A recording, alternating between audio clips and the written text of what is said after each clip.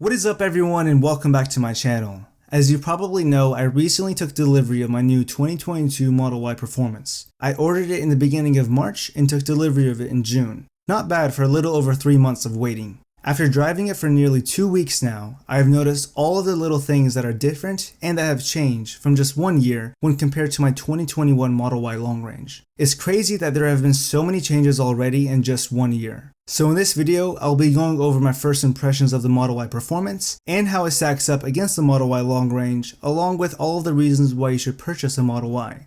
So let's get into it.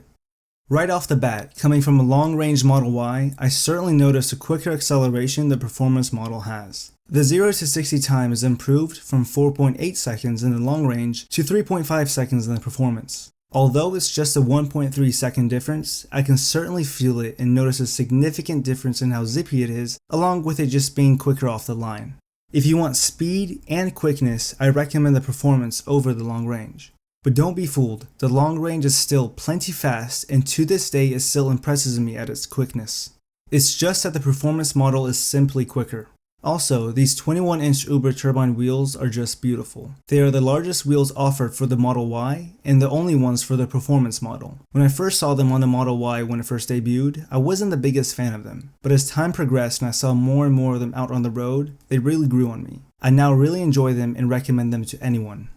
Now let's move on to some other first impressions of this new Model Y. I'm going to get a little granular here, so bear with me. The very first thing I noticed was how much softer and plush the seats are compared to my 2021 Model Y. The 2021 Model Y I have already has very soft and comfortable seats. These new seats in the Performance model just feel much softer to the touch and my hands easily glide over them. Plain and simple. It's not something that I can necessarily prove to you on camera since they look the same, but if you were able to touch the seats in my long range and then the Performance, you'd certainly notice a difference. I'm confident enough to say that this is not a Performance exclusive new thing, because when Tesla has a new feature, they roll it out to their entire fleet, or at least for the models in question, such as for all of the Model 3s and Model Ys, regardless of being long range or Performance. Another first impression is the smoothness of how the Performance Model Y drives, and you will be shocked. I briefly mentioned this in my previous video, but to go more in depth here is that the drive is nowhere near as harsh or uncomfortable as others may make it seem. I do not feel uncomfortable in the slightest bit driving the Performance Model Y when compared to the long range. Yes, it does have larger wheels and a lower tire profile, which does result in ride quality to somewhat be stiffer, but by no means is it uncomfortable. Moreover, since the suspension of the Model Y is tuned for a more sportier experience, you will not have the exact driving experience to that of the long-range Model Y. You're buying the Performance model for quite frankly the performance and handling that it has. You can probably opt for different tires that may provide a softer experience. After that, you could be looking at other wheels that are smaller, but that's not something that I'm personally looking into since I paid extra for the Performance upgrade, and part of that upgrade are these 21-inch Uber turbine wheels, and I don't want to be spending any extra money on wheels for minimal upgrades and comfort. Furthermore, the next first impression is regen braking. If you're new to EVs, regen braking is something that will certainly take a little bit of time to get used to. Real quick, if you don't know what regen braking is, it essentially decelerates your car whenever you release the accelerator pedal when driving. It brings your Tesla to a very low speed and to a stop if you can time it correctly. It essentially uses the EV's electric motor to convert kinetic energy into electricity to charge the battery pack while slowing down the vehicle. It is a flagship feature of electric cars. Now as a quick little side note, I am used to regen braking from my long-range Model Y, but what is impressive about the Performance Model Y is the sheer fact that I can accelerate up to 60 miles per hour in just 3.5 seconds and immediately slow down to whatever speed I want or to come to a stop without having to use the brakes unless if they're absolutely necessary. At over 4,500 pounds, the Model Y's regen braking for your first impression are things that you'll quickly get used to. Although it will seem a bit different at first for the car to start slowing down as soon as you release the accelerator pedal, it is something that you'll certainly get used to very quick. Another thing that I love about the Performance Model Y is the storage space. It's the same as my long-range Model Y, and I love it because of just how practical the Model Y is.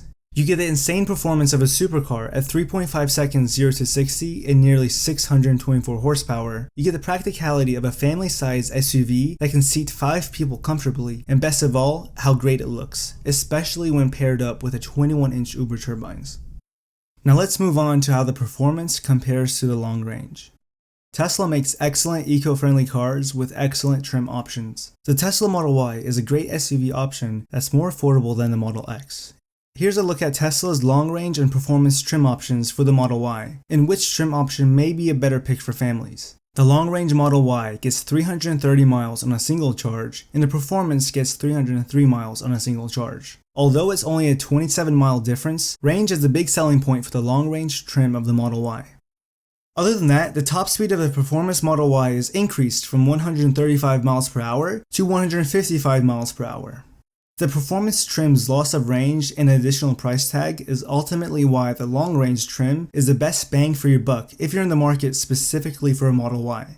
Those who want a Model Y will probably value practicality above all else. The Model Y has a lot of space, and the long-range trim's range is also very good. The long-range trim's speed is also good enough for most customers, so the performance upgrade is mostly unnecessary for the vast majority. Other than speed and performance, what's visibly different than the long range is that the performance comes with the upgraded 21-inch Uber turbine wheels, performance brakes, a lowered suspension, aluminum alloy pedals, and a performance carbon fiber spoiler. And most of all, the biggest difference is the delivery lead time. For the long range, you're looking at up to a year from when you place your order. For the performance, you're looking at up to 4 months from when you place your order.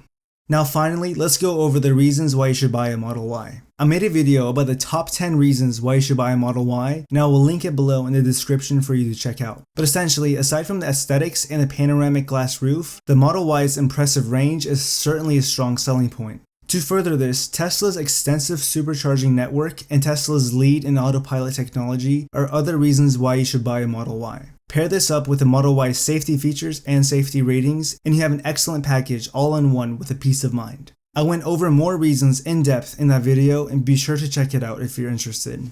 Another reason why to buy a Model Y is the build quality. Tesla's build quality has been improving as time progresses. The naysayers will say otherwise, but I have had first-hand experience with excellent Tesla build quality. Yes, Tesla has had panel gap issues and paint problems in the past, but as a small company, they have been able to improve on these shortcomings.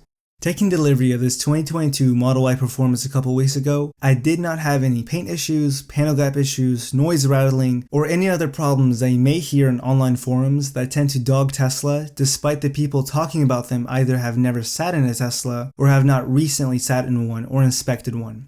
The red paint on my Model Y came out very well, and I did not have any missing paint areas, even in the door wells.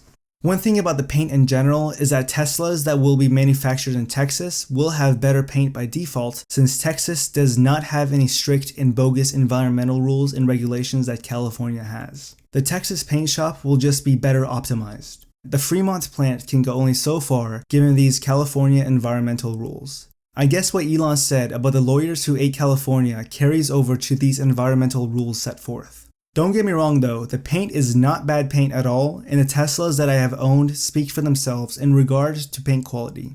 Hopefully now you are familiar with what to expect from Tesla, especially the Model Y. Overall, it's very easy to get used to and learn the things that are different in the Tesla. I highly recommend the Tesla Model Y for anyone in the market for one. If you haven't already, hit that like button, subscribe, and be sure to turn on post notifications to stay updated on more videos to come. I have a lot of cool videos coming up and I don't want you to miss out on any of them. Comment your thoughts on this video and if you have any insight you'd like to share. Thank you all for watching and I'll catch you in the next one.